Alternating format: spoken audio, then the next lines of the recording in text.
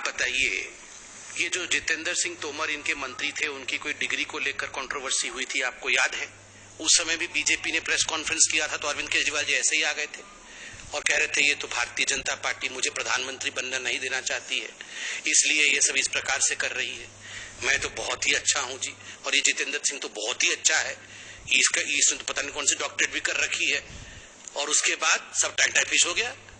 जैसे कोर्ट में जाके सब बिहार में गए डिग्री लाने, डिग्री मिली नहीं, जितेंद्र सिंह हट गए। और फिर ये जो राशन कार्ड वाला मंत्री इनका कौन था, संदीप, अब बताइए, जब संदीप कुमार पकड़े गए तो बोले थे इससे बढ़िया आदमी तो दुनिया में नहीं है, ये वर्ल्ड का नंबर 1 राशन कार्ड मंत्री है। और फिर बाद में जब वीडियो सामने आ गया बोले वो चलिए हटाओ हटाओ, चुपके से हटा दिया उसको। फिर ये बोले थे और कौन सा पंजाब, आसिफ, वो भी वर्ल्ड का नंबर 1 था। ये सारे वर्ल्ड के नंबर 1 थे। जैसे ही वीडियो आ जाता है और जैसे ही सच्चाई सामने कोर्ट में चला जाता है मामला, फिर वो फिर कुछ नहीं बोलते हैं। नहीं, देखिए, गिरफ्तार करना, एजेंसी का काम करना, ये बीजेपी का नहीं है। Manish ji, here is a challenge to you. एक बात मनीष सिसोदिया जी, डायरेक्टली आपको हम बता दें कि you have no escape path, आप बच नहीं सकते हैं। मनीष जी, क्या ये हकीकत नहीं है कि जब दिल्ली एक्साइज पॉलिसी आप लेकर आए थे, उससे पहले एक कमेटी गठित की गई थी। कमेटी ने एक रिपोर्ट सबमिट किया था और ये कमेटी में 3 सदस्य थे।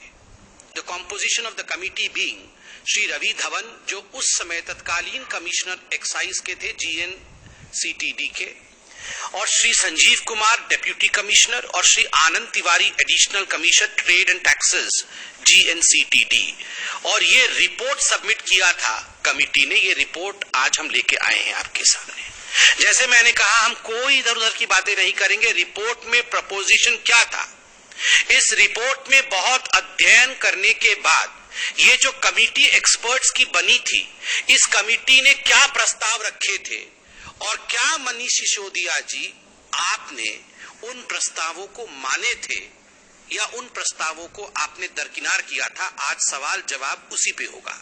क्या होलसेल का काम आपने सरकार के पास रखा? नहीं रखा।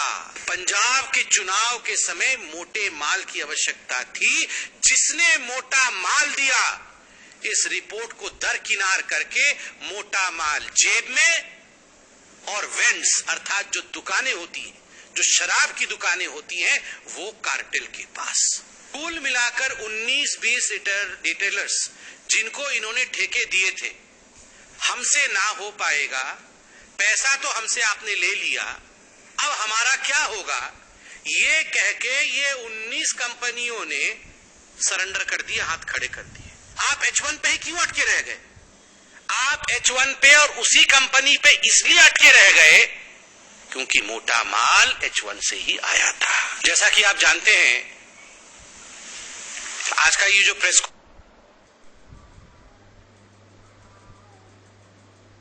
आप बताइए,